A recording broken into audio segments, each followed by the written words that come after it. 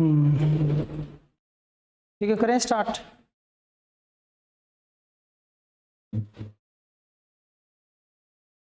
Hello students,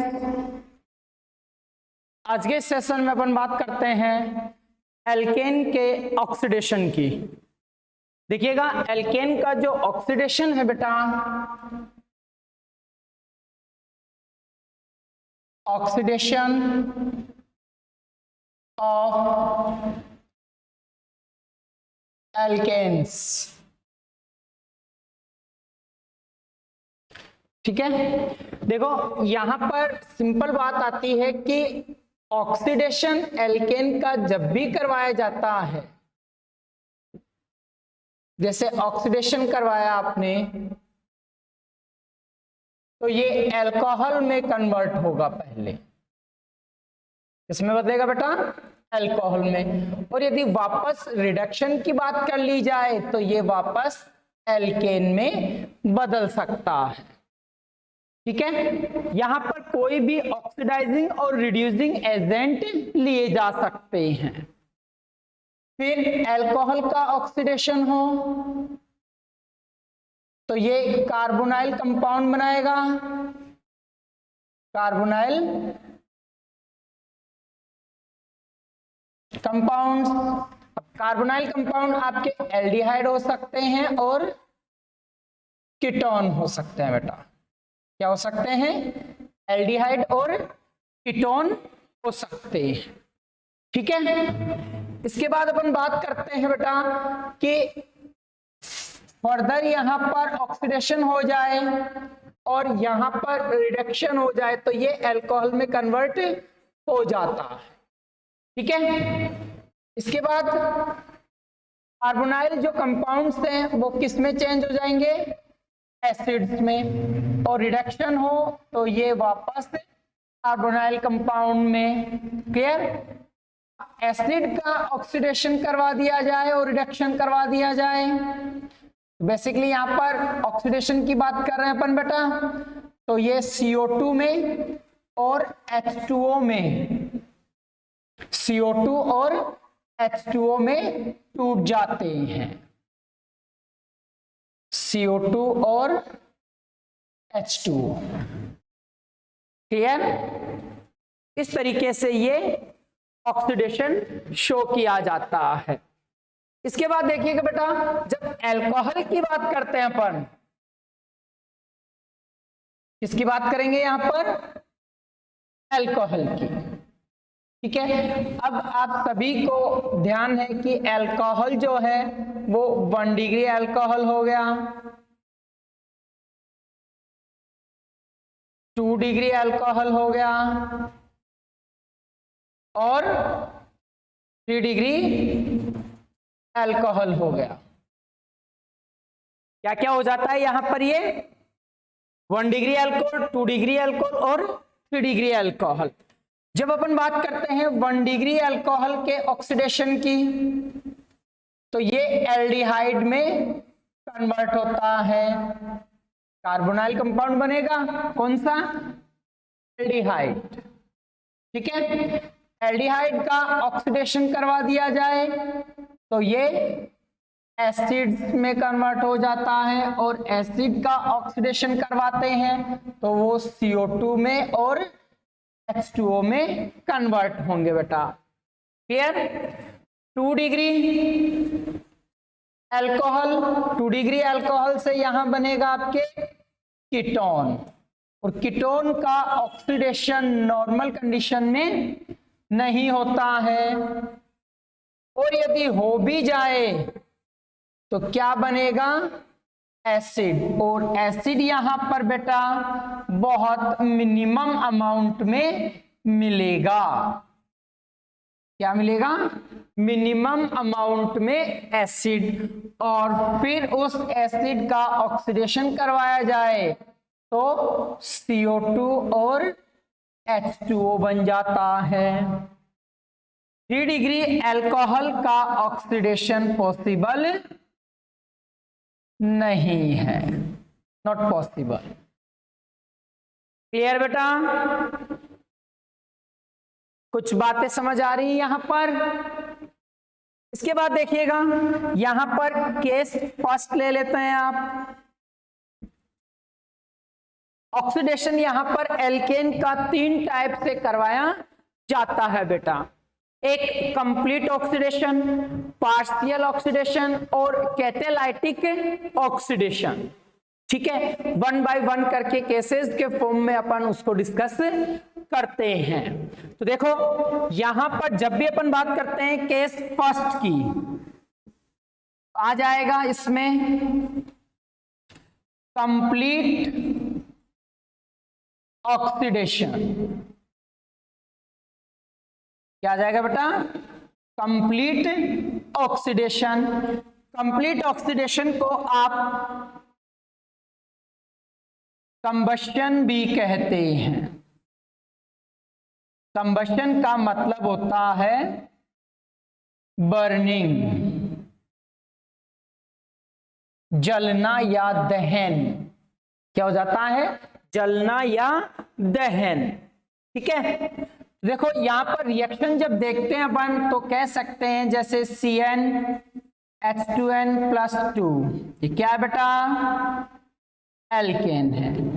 alkene का oxygen की presence में कंप्लीट क्या हो रहा है? यहां पर कंबशन हो रहा है, तो 3n+1/2 O2 forward reaction combustion होगा, NCO2 molecule plus N+1 H2O molecule मिल जाता है। क्लियर क्या? देखो यहां पर एग्जाम्पल दे दिया जाए बेटा आपको, methane CH4 oxygen forward reaction CO2 plus H2O। यहां पर आपको निकालना हो N = ठीक है, या N नंबर क्या होगा, तो आप बता सकते हैं बेसिक फॉर्मूले से। N क्या है?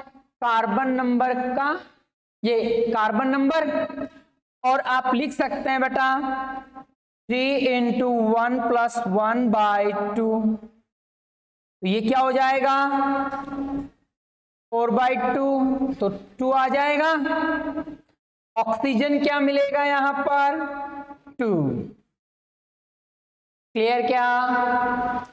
ऐसे अपन बात करते हैं CO2n, N यहां पे क्या है?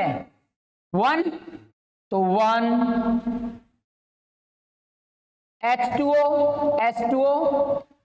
1 + 1 क्या हो जाएगा? 2। यस या नो? हो जाएगा बेटा। ठीक है, तो इस तरीके से आप यहां पर रिएक्शन को बैलेंस कर सकते हैं। किससे? कॉमन रिएक्शन से। ये आपके कॉमन रिएक्शन हो जाती है ऑक्सीडेशन की। ठीक है क्या बेटा? तो इस तरीके से आप ये नोट कर सकते हैं, लिख लीजिएगा।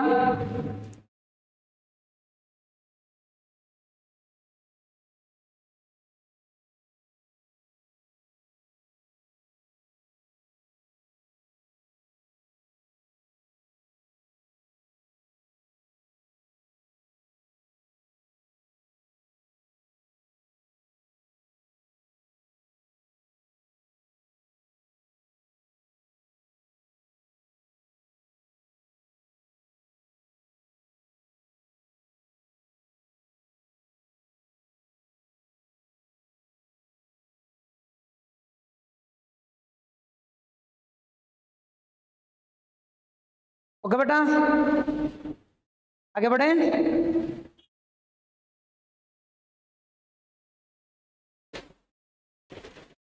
ठीक है, अब देखो और एग्जाम्पल इसके कुछ ले लेते हैं अपन।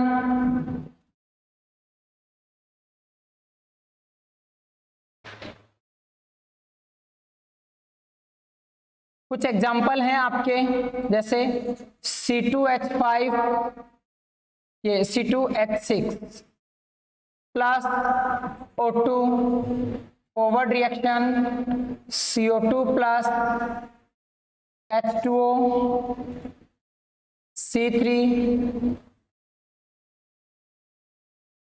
H8 plus O2 forward reaction CO2 plus H2O।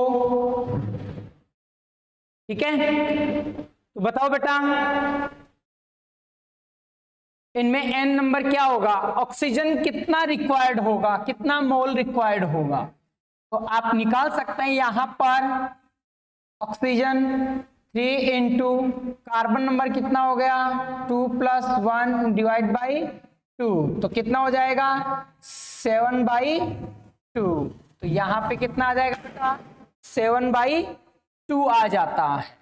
ठीक है, यहां पर 2 और नेक्स्ट अपन बात करते हैं n+1 है, तो यहाँ पे 2 + 1 तो ये हो जाएगा 3। ओके बेटा, ऐसे ही यहां पर 3 इंटू 3 + 1 डिवाइड बाई 2 कितना आ जाएगा 10/2, तो 5। ओके, यहां पर 3 और यहां पर n क्या है 3 + 1 तो हो जाता है 4। क्लियर का बेटा। तो इस तरीके से यहां पर मोल नंबर भी आप डिफाइन कर सकते हैं। कभी कभी बार पूछ लिया जाता है कि कितने मोल ऑक्सीजन रिक्वायर्ड होगी, जैसे एथेन दे दिया, प्रोपेन दे दिया, ब्यूटेन दे दिया, पेंटेन दे दिया, उनके कंबशन पर कितना ऑक्सीजन रिक्वायर्ड होगी, कितना मोल ऑक्सीजन रिक्वायर्ड होगी, इस टाइप के क्वेश्चन पूछ लिए जाते हैं। बेसिकली ये क्वेश्चन आप फिजिकल केमिस्ट्री में पढ़ते हैं। ठीक है बेटा, इनका क्वांटिटी एनालिसिस भी आता है वहां पर आपके। ऐसे ही CO2 का मोल पूछ लिया जाता है, H2O का मोल पूछ लिया जाता है, तो आप इजी से इस कॉमन रिएक्शन से आप इसको निकाल सकते हैं बेटा। ठीक है, ओके। फिर देखिएगा यहां पर एक नोट पॉइंट है, बेसिकली एल्केन ऑक्सीडेशन नहीं करते, लेकिन 3 डिग्री जो एल्केन है, यह आपके एनसीईआरटी में भी एजिट रिएक्शन दी गई है बेटा, कि जो 3 डिग्री एल्केन है वो KMnO4 के साथ ऑक्सीडेशन कर 3 degree alcohol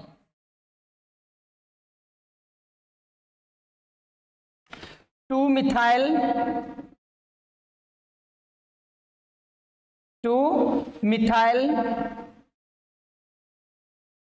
propane two ol बनाता है।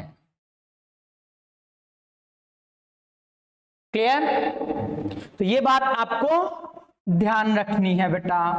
बेसिकली एल्केन ऑक्सीडेशन नहीं करते, बट क्योंकि ये लेस रिएक्टिव होते हैं, एक तो नॉन पोलर होते हैं, पर 3 डिग्री एल्केन, ये क्या है 3 degree alkene basic reagent KMnO4 के साथ ऑक्सीडाइज होकर 3 डिग्री एल्कोहल बनाता है। ये क्या है बेटा 3 डिग्री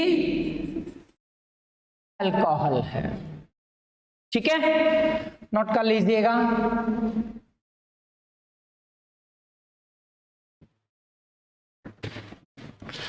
फिर आता है आपके पार्शियल ऑक्सीडेशन। पार्शियल ऑक्सीडेशन, देखिएगा पार्शियल ऑक्सीडेशन में जब भी बात करते हैं अपन तो कह सकते हैं कि अलग अलग प्रोडक्ट फॉर्म होते हैं। जैसे मेथेन एग्जांपल लिया आपने, और ऑक्सीजन के साथ इसको ट्रीट करवाते हैं तो यहां पर कार्बन मोनोऑक्साइड और H2O बन जाता है। क्लियर? ऐसे ही अपन बात करें CH4 की और इसका ऑक्सीडेशन करवाते हैं तो ये कार्बन ब्लैक और H2O, कार्बन ब्लैक और H2O में ये डिपार्ट होता है। और कार्बन ब्लैक के लिए आप लोगों ने कल यूजेज पढ़े थे, कार्बन ब्लैक या इसी को लैंप ब्लैक भी कह दिया था। इसके यूजेज आपने पढ़ रखे हैं, ठीक है, इंक के फॉर्म में। ओके, ऐसे ही जो प्रिंटिंग के काम में भी आता है, ये प्रिंटिंग में भी काम में आता है। ओके, तो काफी सारे इसके यूजेज हो जाते हैं, तो ये भी नोट कर लीजिए आप लोग। नेक्स्ट है आपके कैटालाइटिक ऑक्सीडेशन, लिखिएगा फटाफट इसको।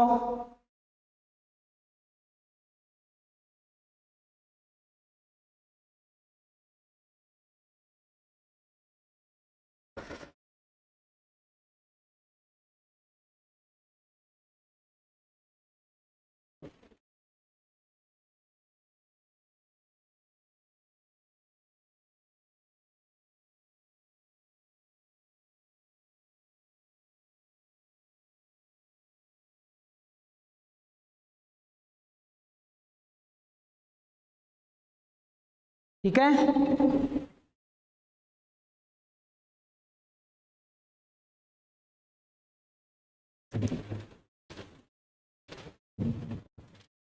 अब आ जाएगा आपके अलग अलग कैटलिस्ट के साथ ऑक्सीडेशन।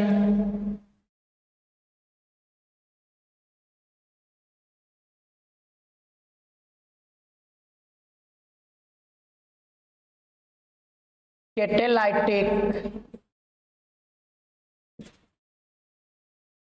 ऑक्सीडेशन, देखिएगा बेटा, कैटालाइटिक ऑक्सीडेशन जो होता है उसमें जब भी अपन बात करते हैं तो कह सकते हैं, जैसे एग्जांपल लिया आपने फर्स्ट CH4 प्लस, इसको ऑक्सीडाइज करवा दिया,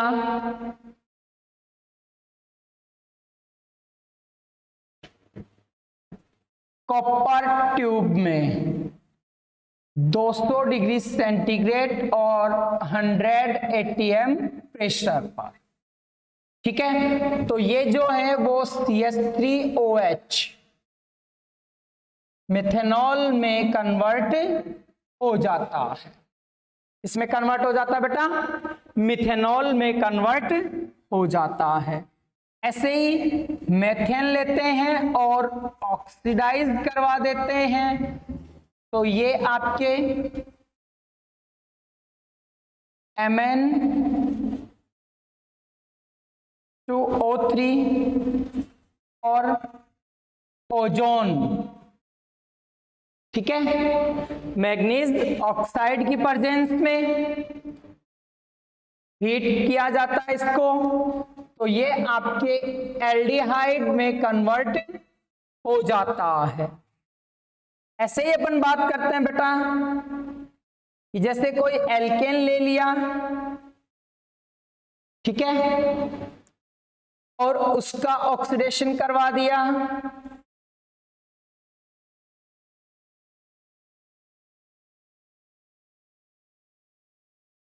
मैग्नीज एसीटेट के साथ,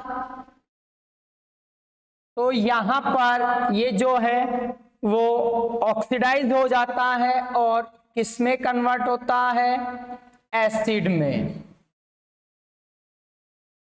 तो कैटालाइटिक ऑक्सीडेशन में बेटा ये 3 प्रोडक्ट बनते हैं। जैसे मेथेन लिया तो मेथेनॉल बन गया, मेथेन लिया तो मेथेनेल बन गया, ऐसे ही एल्केन लिया तो एसिड बन गया।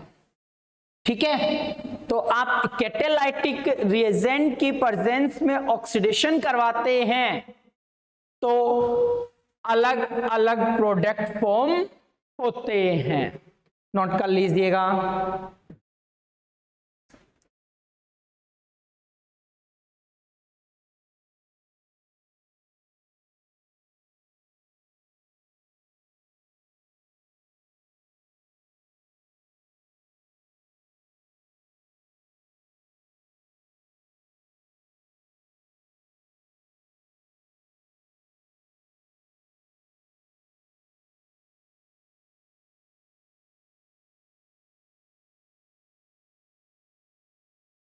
ठीक है, नेक्स्ट है बेटा आपके आइसोमेराइजेशन। अब एल्केन का आइसोमेराइजेशन किस तरीके से होता है?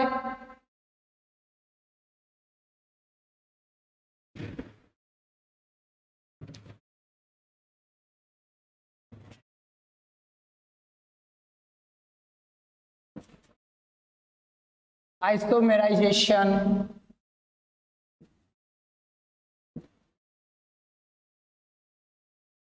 ठीक है, देखिएगा यहां पर जो रिएजेंट लिए जाते हैं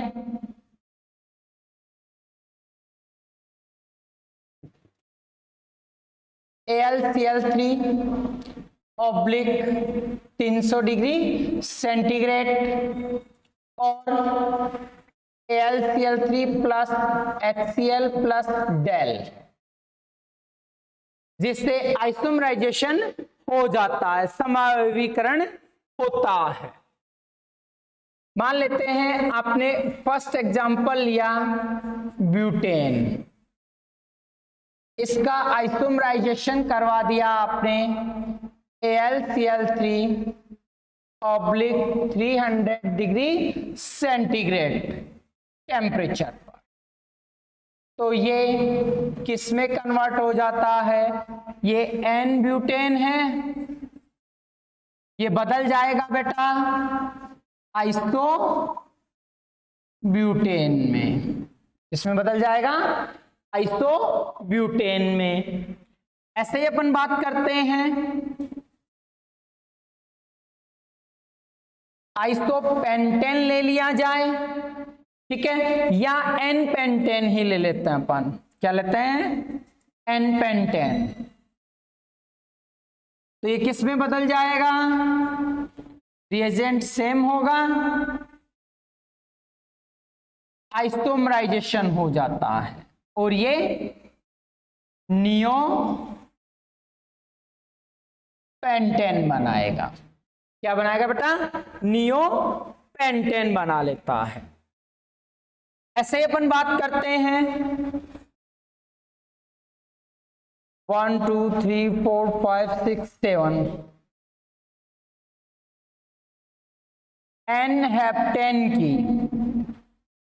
इसकी बात करेंगे बेटा एन हेप्टेन की, सेम रिएजेंट होगा, तो ये इस तरीके से आइसोमराइजेशन कर जुड़ जाता है और इसे नाम दिया जाता है बेटा ट्रिप्टेन। Triptan, okay. ट्रिप्टेन का स्ट्रक्चर ये होगा बेटा। फिर 1 2 3 4 5 6 7 और एट कार्बन आपके प्रेजेंट है और यहां पर एन ऑक्टेन ले लिया जाए। क्या ले लिया जाए बेटा? एन ऑक्टेन ले लिया जाए, तो यहां पर क्या बात आएगी?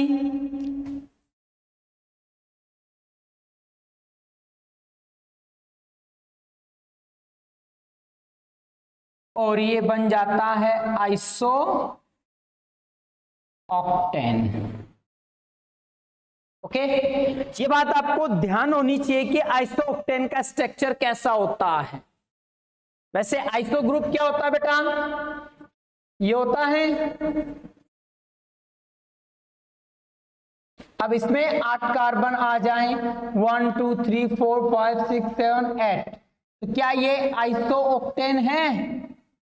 देखिएगा जैसे जैसे चेन बढ़ती जाती है सरफेस एरिया बढ़ जाएगा, और सरफेस एरिया बढ़ जाने पर ये अनस्टेबल होता है, तो अपनी स्टेबिलिटी रिकवर करने के लिए ये ब्रांच फॉर्म में आ जाता है और इस टाइप से ये अपने आप को एग्जिस्ट करता है। क्लियर बेटा? तो आइसोऑक्टेन का जो रियल स्ट्रक्चर होगा ये गलत है। आइसोऑक्टेन का रियल स्ट्रक्चर आपके ये होता है बेटा,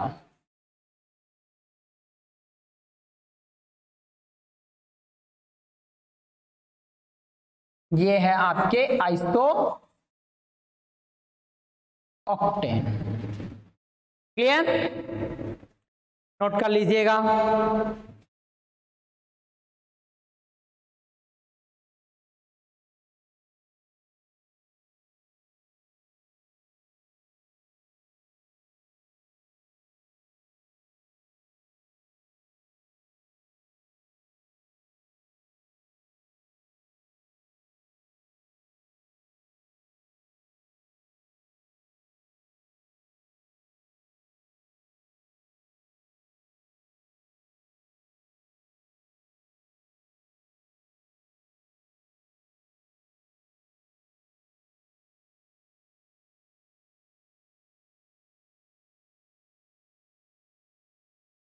ठीक है?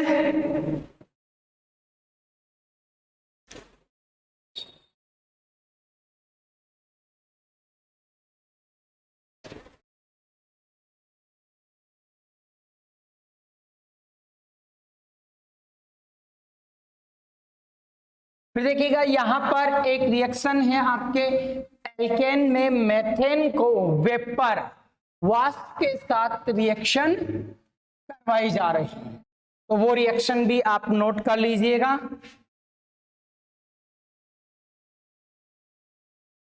रिएक्ट विथ वेपर, मेथेन लिया गया H2O वेपर के साथ, निकेल कैटलिस्ट मेटल ली गई और ये कार्बन मोनोऑक्साइड और हाइड्रोजन गैस प्रोड्यूस करते हैं बेटा। ठीक है? ये हो गया आपके। इसके बाद अपन बात कर लेते हैं एल्केन की। ये एल्केन कंप्लीट होता है एल्कीन की। अब स्टार्ट कर रहे हैं अपन एल्कीन्स। एल्कीन्स को आपने क्या नाम दिया था बेटा? ओलिफिन्स। क्या नाम दिया था? ओलिफिन्स। ओलिफिन्स मतलब oil forming compound, oil forming compound, या आप बोल सकते हैं इनको कि तेलीय यौगिकों के निर्माण में। ठीक है? Oil forming compounds. देखिएगा बेसिक बात जब भी की जाती है तो अपन कह सकते हैं कि एल्कीन में मिनिमम 2 कार्बन होने चाहिए। क्यों? क्योंकि यहां पर डबल बॉन्ड प्रेजेंट होता है। क्या होता है? डबल बॉन्ड प्रेजेंट होगा बेटा। ठीक है? इसके बाद कार्बन का हाइब्रिडाइजेशन जो होता है वो sp2 हाइब्रिडाइजेशन, स्ट्रक्चर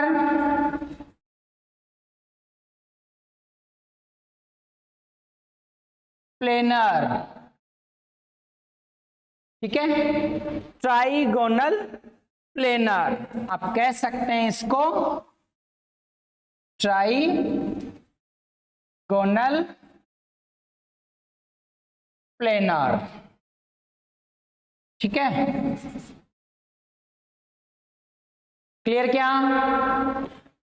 इसमें देखिएगा जब भी अपन बात करते हैं तो इसका स्ट्रक्चर कुछ यूं होता है। इसमें बॉन्ड एंगल जो है वो 120 डिग्री होगा। क्या होगा? 120 डिग्री होगा। नोट कर लीजिएगा ये।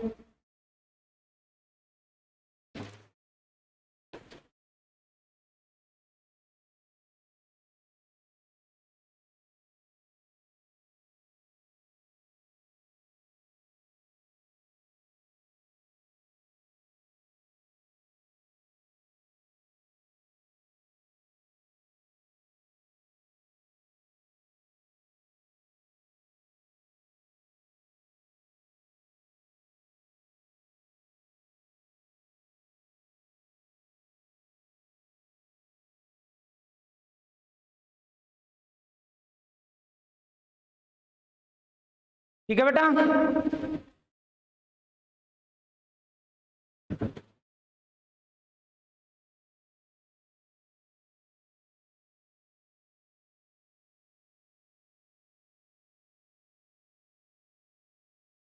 न्यूटन की स्ट्रक्चर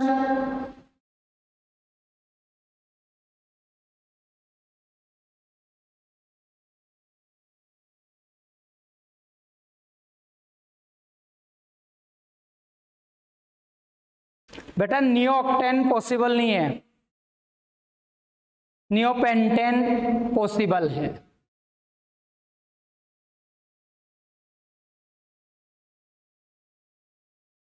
ठीक है क्या?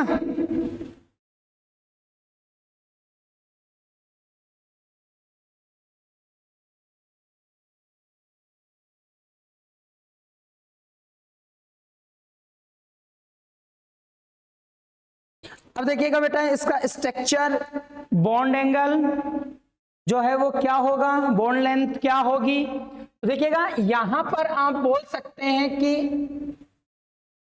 बॉन्ड एंगल 120 डिग्री हो गया। बॉन्ड एंगल कितना हो जाएगा यहां पर? 120 डिग्री। बॉन्ड लेंथ,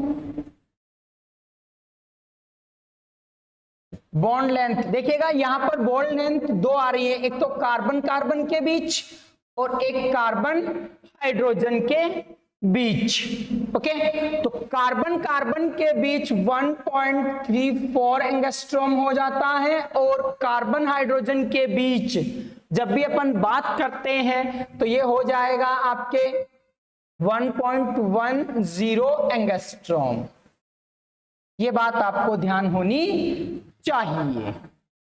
ठीक है, लिख लो।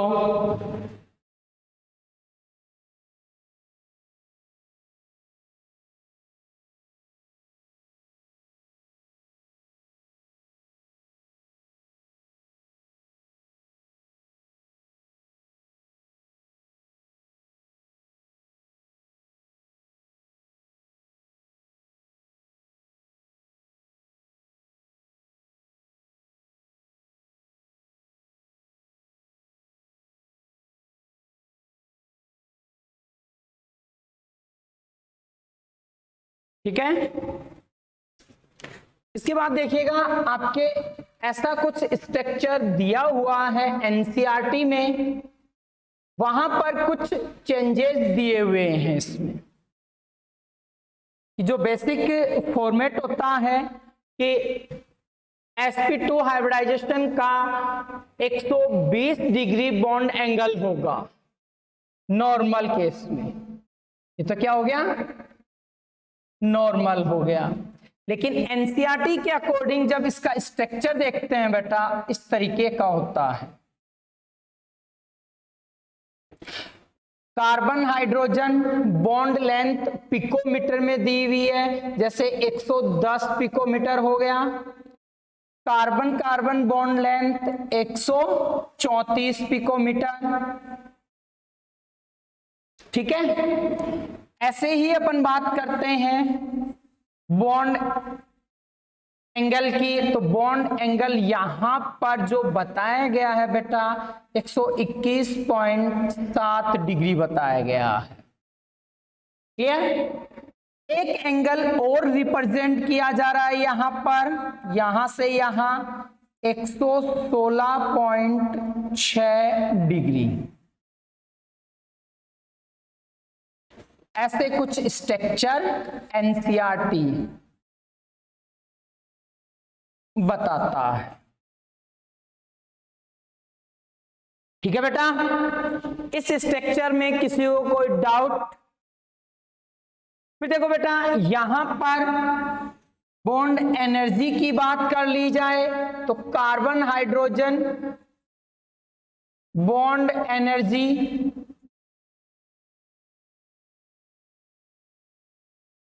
98 to 99 किलो कैलोरी पर मोल होती है, और कार्बन डबल बॉन्ड कार्बन के बीच बॉन्ड एनर्जी जो है वो 140 से 143 किलो कैलोरी पर मोल होती है। ठीक है क्या बेटा? ये नोट कर लीजिए। इनमें ध्यान रखना, ये तो बेसिक नॉर्मल कंडीशन में स्ट्रक्चर है, बट आपको आंसर यदि देना है तो एनसीईआरटी के अकॉर्डिंग ही आंसर दीजिएगा। बाय चांस पूछ लिया जाए कि एल्कीन में sp2 हाइब्रिडाइज्ड कार्बन का बॉन्ड एंगल होगा, एनसीईआरटी में जो स्ट्रक्चर डिफाइन की गई है उसके अकॉर्डिंग ही आपको क्या करना है, आंसर चूज करना है। हो जाएगा 1 to 1.7 डिग्री, 121.7 डिग्री। और यदि यहां पर पूछ लिया जाए कि hydrogen to hydrogen bond angle क्या होगा कार्बन पे, तो आपको ये बता देना है 116.6 डिग्री। ठीक है बेटा, डन? आगे बढ़े? ओके, ये नोट कर लो एक बार।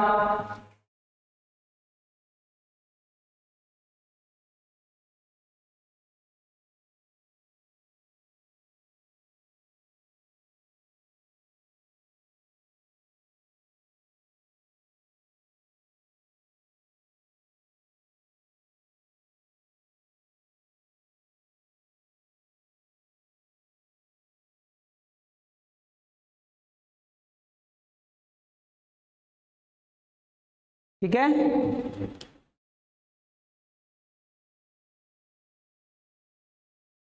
नेक्स्ट देखिएगा बेटा, यहां पर क्या आएगा,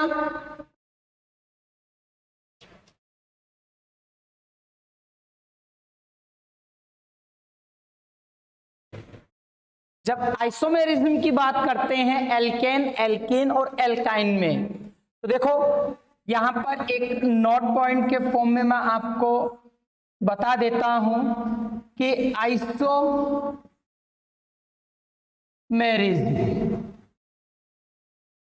आइसोमेरिज्म में फर्स्ट बात करें अपन एल्केन की। देखो मैंने आइसोमेरिज्म को एक साथ बताने के लिए यहां पर इसको मेंशन किया है, क्योंकि एल्केन में अपन ने आइसोमेरिज्म को नहीं बताया। ठीक है, वहां पे उसको कंसीडर नहीं कर रखा मैंने। ठीक है, क्योंकि दोनों का बात यहां पर एक साथ हो जाएगा आपके। देखिएगा, एल्केन हमेशा कन्फर्मेशनल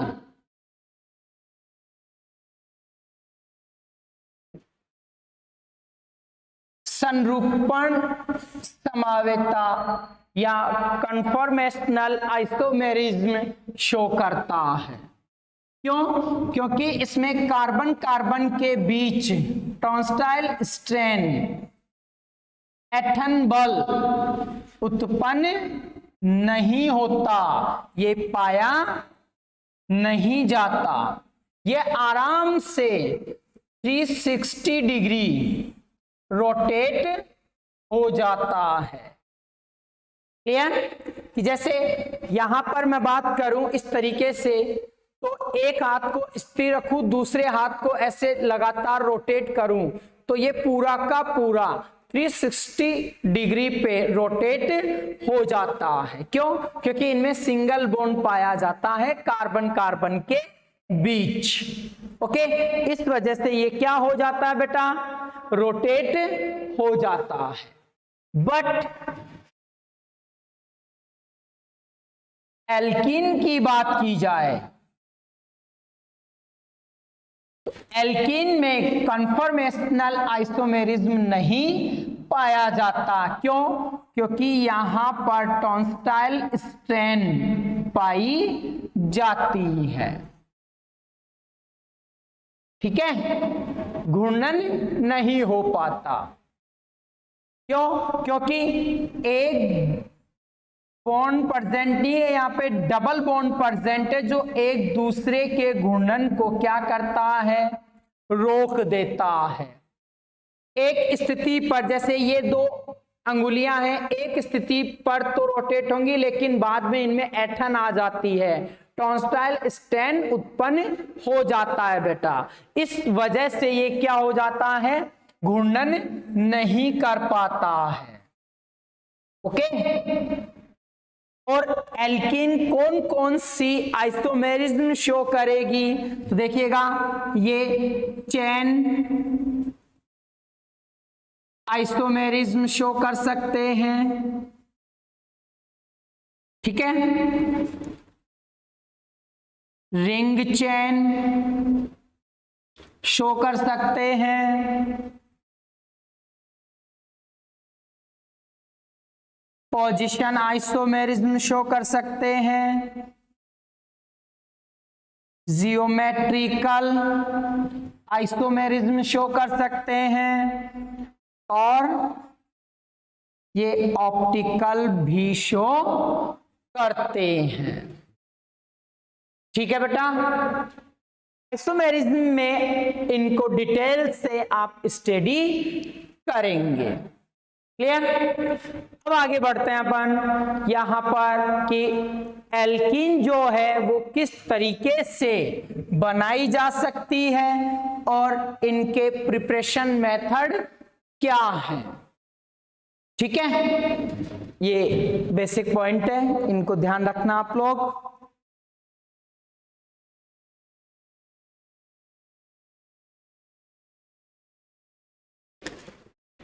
हाँ बेटा, यहां तक किसी को कोई डाउट?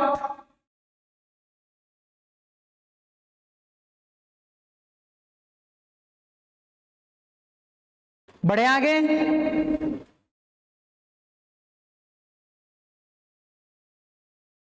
ओके, प्रिपरेशन मेथड लेते हैं अब अपन।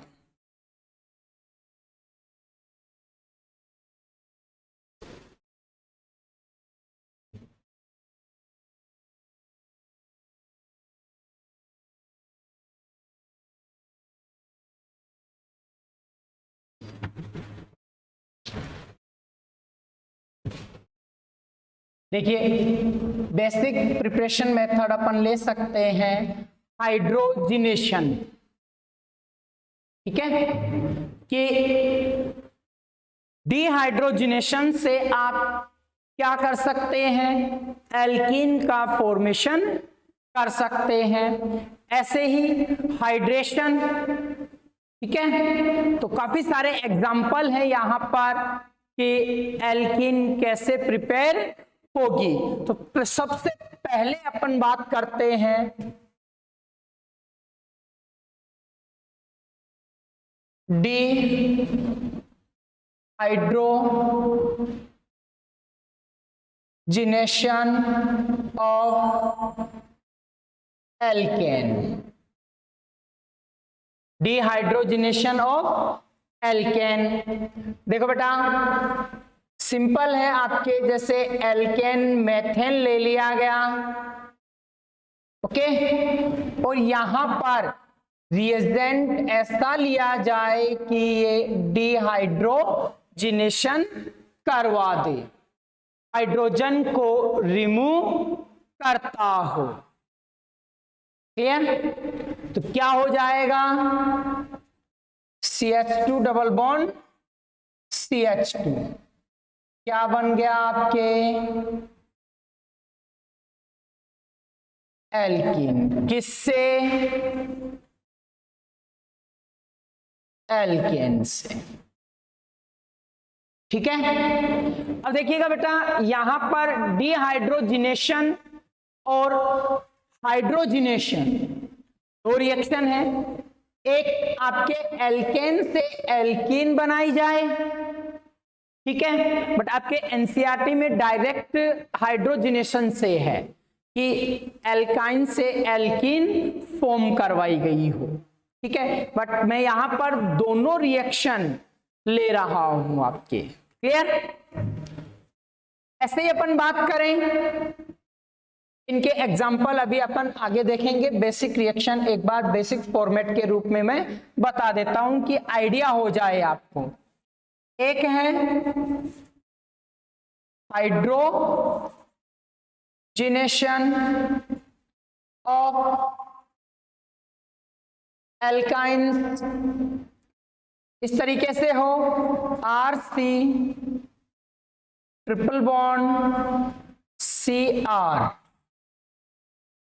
यहां पर रिएजेंट प्रेजेंट हो तो ये किस में कन्वर्ट हो जाएगा बेटा? एल्कीन में। ठीक है, नोट कर लीजिएगा इसको। फिर एग्जाम्पल देखते हैं अपन बेटा इसमें आगे।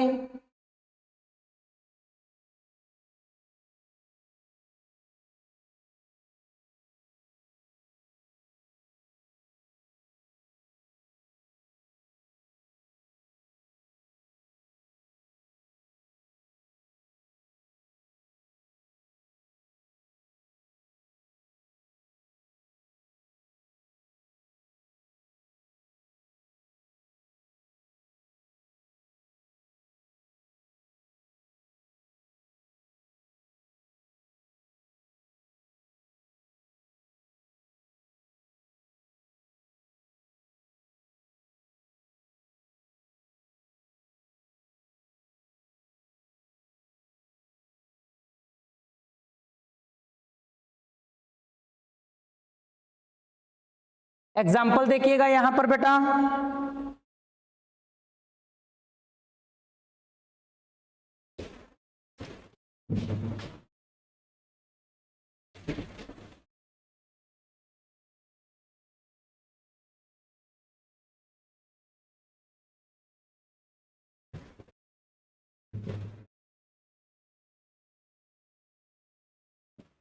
CH3C ट्रिपल बॉन्ड CH3 या H भी लिख सकते हैं आप यहां पर। ठीक है, ये क्या आ गया आपके? एल्काइन आ गया। अब यहां पर हाइड्रोजिनेशन करवाया जाए तो हाइड्रोजिनेशन आपके पैलेडियम और चारकोल मतलब कार्बन की प्रेजेंस में होगा। तो यहां हाइड्रोजन H ऐड हो जाता है और क्या बनता बेटा? CH3C H double bond CH, ये क्या हो गया? इसका नाम क्या बेटा? 1 2 3 1 2 3 कार्बन है तो प्रोपीन नाम हो जाता है। क्या नाम हो जाता है बेटा? प्रोपीन नाम हो जाता है। ऐसे अपन बात करें CH3C triple bond CH3 PD/C, okay, hydrogen add होगा और ये क्या बन जाता है बेटा?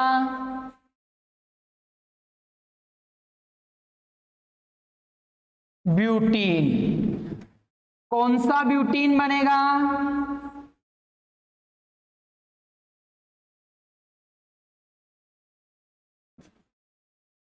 सिस, समपक्ष। ठीक है, हमेशा ध्यान रखना है आपको PD/C की प्रेजेंस में कौन सा एल्कीन फॉर्म होगा? सिस। ठीक है, और अपन कह सकते हैं पैलेडियम और चारकोल को लिंडलार कैटेलिस्ट कहा जाता है। क्या कहा जाता है बेटा? लिंडलार कैटेलिस्ट कहा जाता है। जब लिंडलार कैटेलिस्ट की प्रेजेंस में क्या करवाया जाए? हाइड्रोजिनेशन करवाया जाए तो सिस एल्किन मिलती है।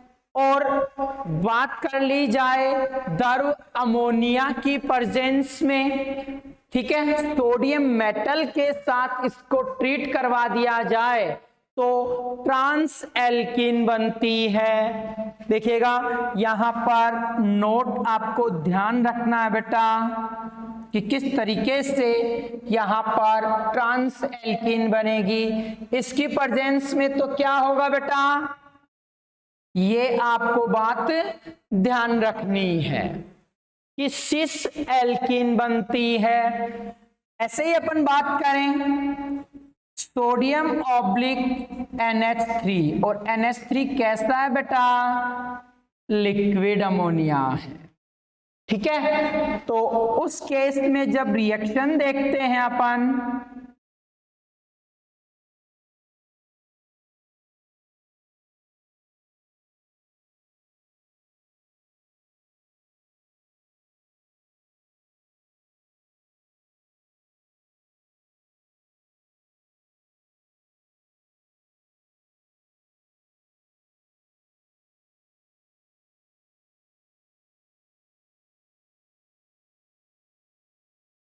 ट्रांस एल्किन बनेगी। क्या बनेगी बेटा?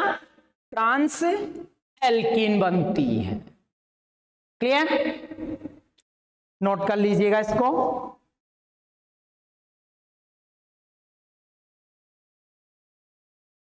ठीक है बेटा?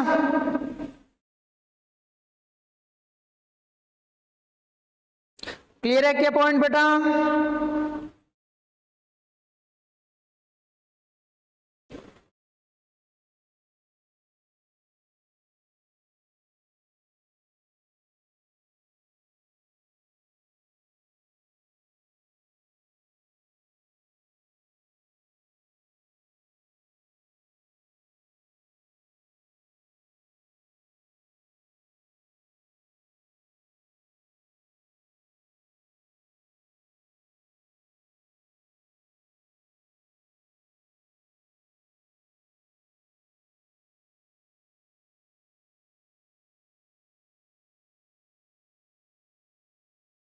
ठीक है,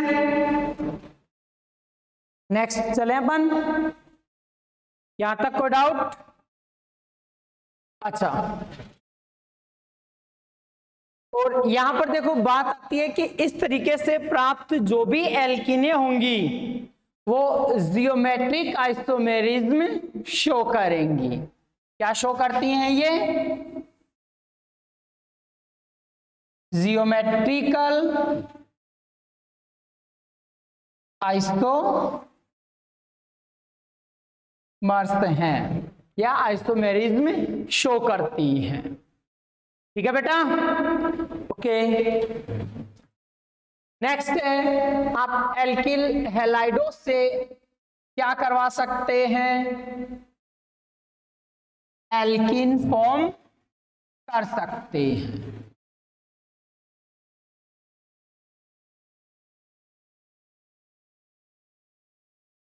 बाय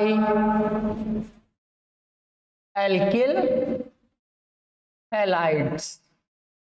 सीक्वेंस से अपन आगे चल रहे हैं बेटा, ठीक है, कि पहले एल्केन से देख लिया बेसिक फॉर्मेट, फिर एल्काइन से एल्कीन बना लिया आपने, ठीक है, डिहाइड्रोजिनेशन से। क्लियर? इसके बाद अपन बात करते हैं कि एल्किल हैलाइडो के डिहाइड्रोहेलोजिनेशन रिएक्शन करवाकर किस टाइप से एल्कीन बनाई जा रही है। देखिएगा यहां पर एल्काइल हैलाइड में आप देखेंगे डिहाइड्रोहेलोजिनेशन क्या आ जाएगा बेटा? डिहाइड्रोहेलोजिनेशन हेलोजिनेशन आ जाएगा।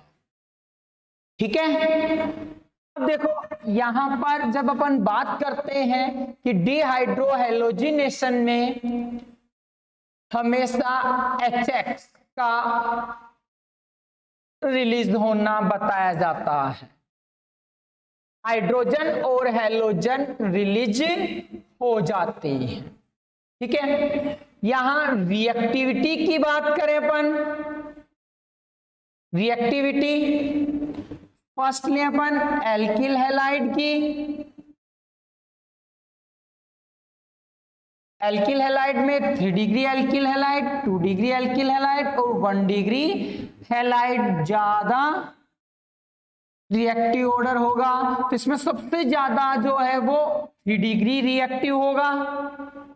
ओके, फिर 1 डिग्री सबसे कम हो जाता है। ऐसे ही अपन बात करें हेलोजन के लिए, तो हेलोजन के लिए I2, Br2 और Cl2।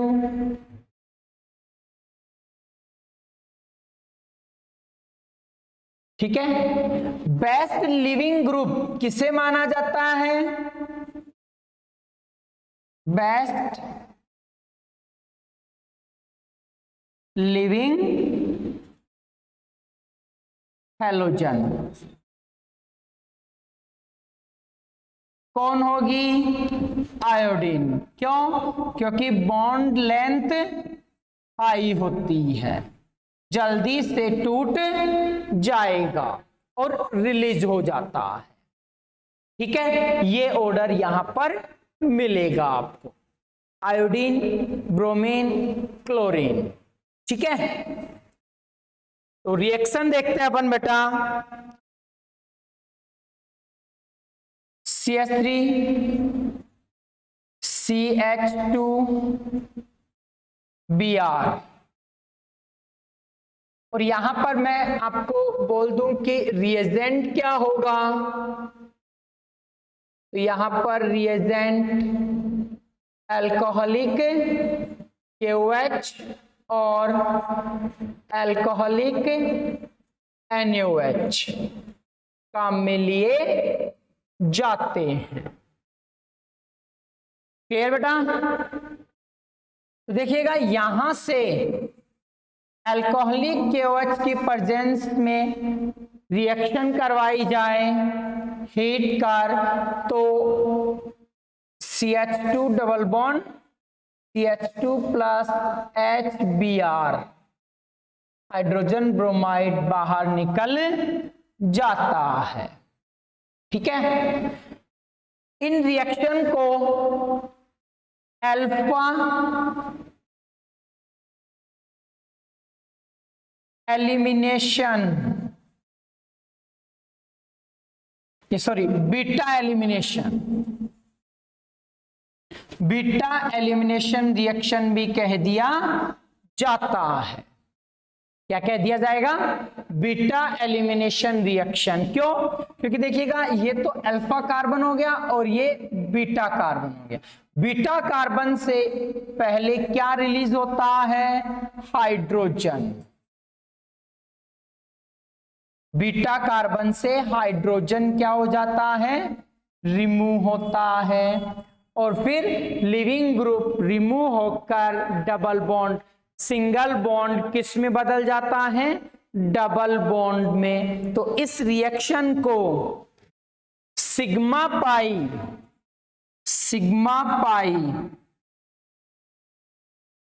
इंटरेक्शन रिएक्शन भी कहते हैं, इंटरेक्शन रिएक्शन भी कह देते हैं।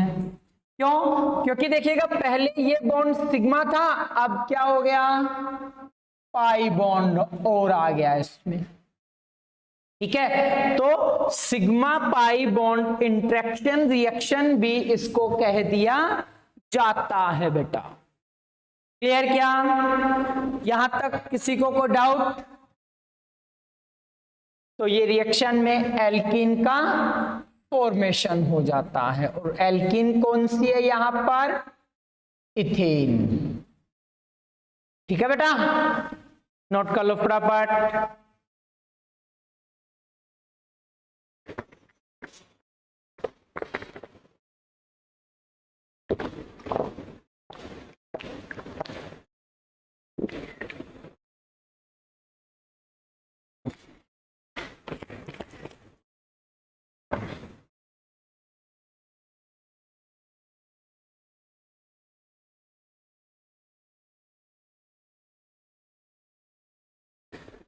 ठीक है बेटा,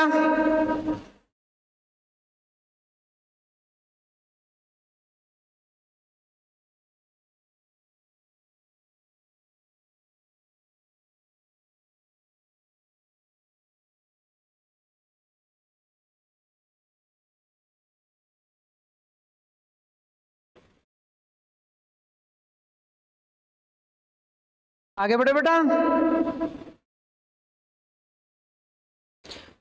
एग्जाम्पल देखते हैं अब, कुछ एग्जाम्पल और देखिएगा। ये बेसिक इंफॉर्मेशन आपको ध्यान रखनी है यहां पर।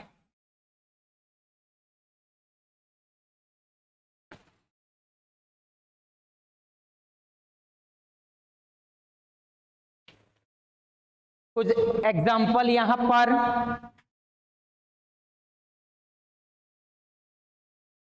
CH3 CH2 CH2Cl forward reaction alcoholic KOH, product क्या बनेगा? Second CH3 CH2 CH2 CH2Cl, product क्या बनेगा? CH3 CH2 CHBr CH3, alcoholic KOH, product क्या बनेगा बेटा? बताइए यहां पर। देखो सिंपल सा है, यहां Cl जो है वो रिलीज हो जाएगा और बीटा कार्बन से हाइड्रोजन रिलीज हो जाएगा, तो प्रोडक्ट बन जाएगा बेटा CH double bond CH2 plus HCl। होगा कि नहीं होगा? होगा। ऐसे अपन बात करते हैं यहां पर, तो यहां से Cl और ये बीटा कार्बन हो गया, ये गामा और ये डेल्टा, अल्फा ये है। ठीक है क्या?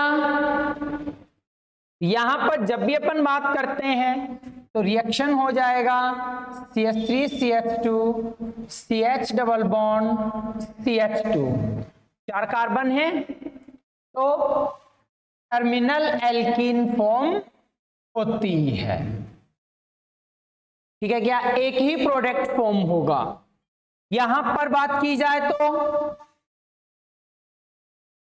देखो बेटा ध्यान से, ये अल्फा है, इसमें देखिएगा बीटा और बीटा डैश, तो 2 हाइड्रोजन रिमूव होने की पॉसिबिलिटी रख रहे हैं, एक बीटा से और एक बीटा डैश से। ठीक है, तो एक से ज्यादा प्रोडक्ट बनेगा कि नहीं बनेगा बेटा? तो CH3 CH double bond CH जब बीटा से निकलता है तो 2 ब्यूटीन बनती है, और अल्फा से ये बीटा डैश से रिलीज होता है तो टर्मिनल 1 ब्यूटीन बनती है। अब देखो यहां पर क्वेश्चन पूछ लिया जाता है, इस रिएक्शन में मेन प्रोडक्ट कौन सा होगा? मेन प्रोडक्ट कौन सा होगा? ठीक है, तो देखो इसमें 2 ब्यूटीन जो है वो मेजर प्रोडक्ट होता है बेटा। ठीक है, देखिएगा मेजर प्रोडक्ट क्यों है? क्योंकि यहां पर डबल बॉन्डेड कार्बन से जुड़े हुए एल्किल ग्रुप की संख्या ज्यादा है, बल्कि यहां पर डबल बॉन्डेड कार्बन से जुड़े एल्किल ग्रुप की संख्या कम है। और ये है आपके जेटसेफ और इसी को सेथ-जेप रूल कहा जाता है।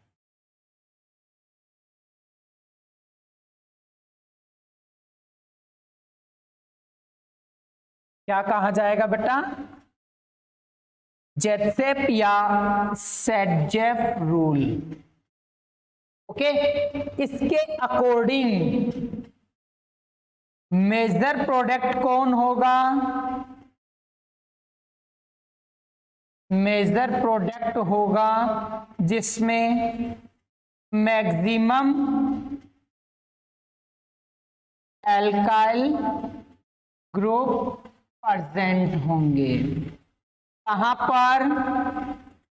डबल बॉन्डेड कार्बन एटम पर। ठीक है, डबल बॉन्डेड कार्बन एटम पर मैक्सिमम एल्काइल ग्रुप प्रेजेंट है तो मेजर प्रोडक्ट होगा। तो आप देख सकते हैं यहां पर इसमें और इसमें, दोनों में क्या बात आ रही है बेटा? डबल बॉन्डेड कार्बन से एल्काइल ग्रुप, एक मैथिल ग्रुप, दो मैथिल ग्रुप, तो दो मैथिल ग्रुप जुड़े हुए हैं और यहां पर केवल एक एथिल ग्रुप जुड़ा हुआ है। तो मैक्सिमम प्रोडक्ट कौन सा बनेगा? 2 ब्यूटीन। बात क्लियर हो रही है बेटा? ओके, नोट कर लीजिएगा फटाफट।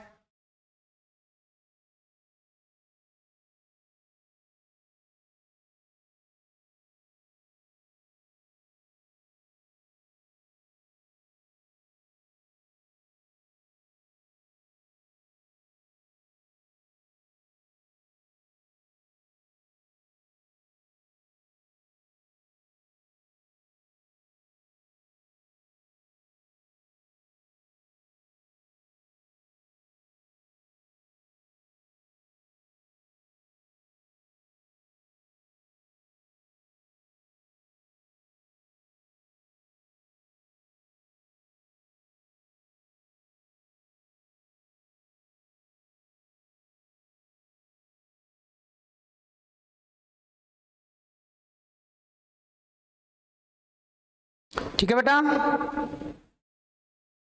आगे बढ़े।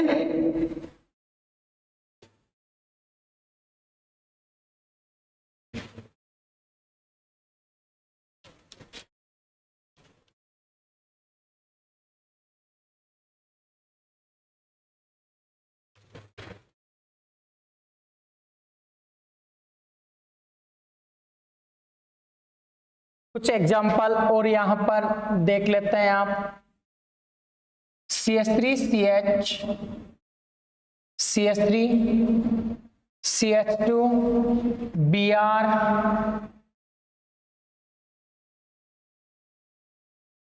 अल्कोहलिक KOH प्रोडक्ट क्या बनेगा?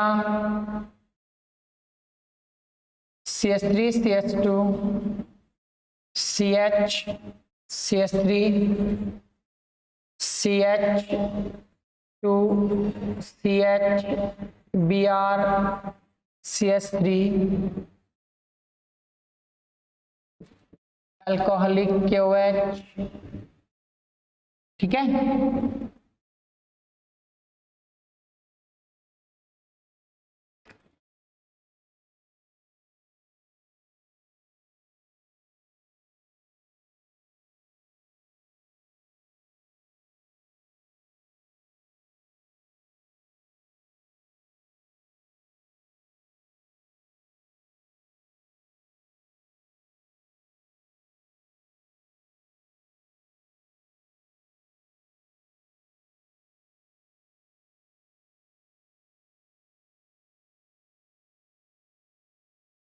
Alcoholic KOH।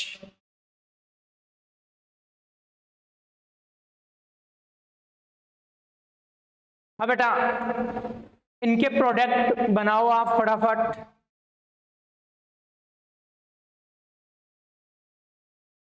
ठीक है, देखो क्या बात आती है यहां पर, Br और ये क्या हो गया आपके अल्फा कार्बन और ये बीटा कार्बन, तो हाइड्रोजन यहां से रिलीज हो जाएगा, प्रोडक्ट बनेगा आपके CH3 double bond CH2 HBr। यहां पर देखिएगा आपको केवल अल्फा और बीटा कार्बन को ध्यान रखना है। अब देखिएगा यहां पर कितने प्रोडक्ट फॉर्म होंगे, 2। क्यों? क्योंकि यहां पर एक बीटा है और एक बीटा डैश। क्लियर क्या? देखिएगा प्रोडक्ट बन जाएगा आपके, यदि बीटा से हाइड्रोजन निकलता है तो ये प्रोडक्ट, और यदि बीटा डैश से निकलता है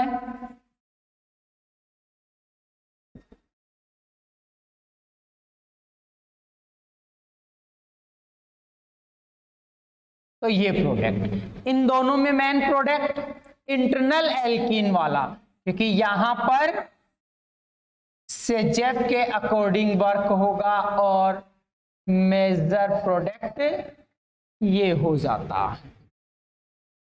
ठीक है क्या बेटा? ऐसे ही अपन यहां पे बात करते हैं, देखिएगा यहां पर बीटा और यहां पर बीटा डैश ये अल्फा, बट इसमें सिमेट्री है कि नहीं है बेटा? तो अब यहां पर किसी भी डायरेक्शन से हाइड्रोजन या तो बीटा से या बीटा डैश से किसी से भी निकले तो एल्केन इंटरनल ही बनती है। ठीक है क्या बेटा? एक प्रोडक्ट यहां पे बनेगा। इसमें बताओ जरा, इसमें 2 प्रोडक्ट बनेंगे,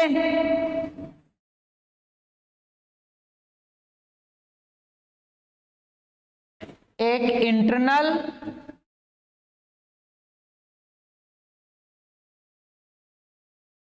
और एक बन जाएगा एक्सटर्नल। ठीक है क्या? तो इस तरीके से बेटा आप एल्कीन का फॉर्मेशन करवा सकते हैं। ठीक है, फिर देखिएगा काफी सारे एल्कीन फॉर्मेशन की रिएक्शंस और रह गई है, उसके बाद कुछ 2-4 फिजिकल प्रॉपर्टी पढ़ेंगे इसकी, फिर केमिकल प्रॉपर्टी कंप्लीट करवा देंगे। ठीक है, इसमें देखिएगा अल्कोहल से आप एल्कीन बनाएंगे, वो बहुत ही ज्यादा इंपॉर्टेंट रिएक्शन है, काफी बार एग्जाम में पूछी जाती है। ठीक है बेटा, तो उसे आप नेक्स्ट सेशन में डिस्कस करेंगे। Thank you.